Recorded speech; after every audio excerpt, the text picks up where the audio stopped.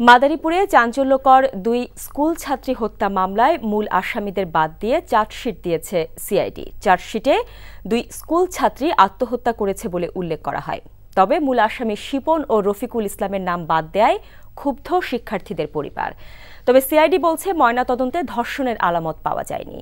মাদারীপুর প্রতিনিধি এমআর মর্তুজার পাঠানো রিপোর্ট।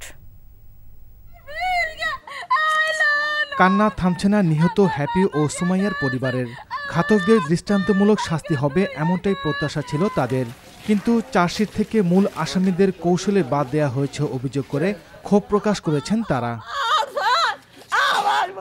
শিপন রফিকুল দরজির ওরাই সুমাইয়া গো দর্গা গেছে জগ ধরে নগদ দলেই পাইবেন। হ্যাঁ গো নাম সিআইডিতে কিভাবে তাও নাম কাটায়।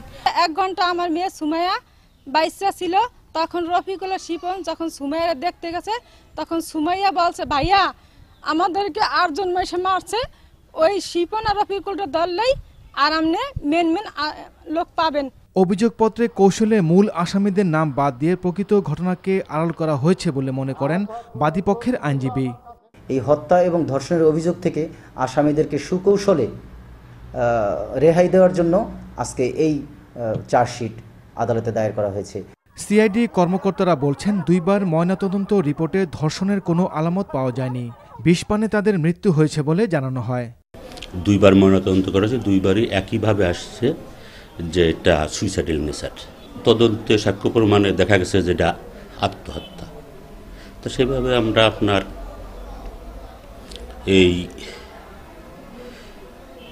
বিষয় সংশ্লিষ্টতা 8 জনের পাইছি, 8 জনের মধ্যে চার্জশিট দিয়েছি।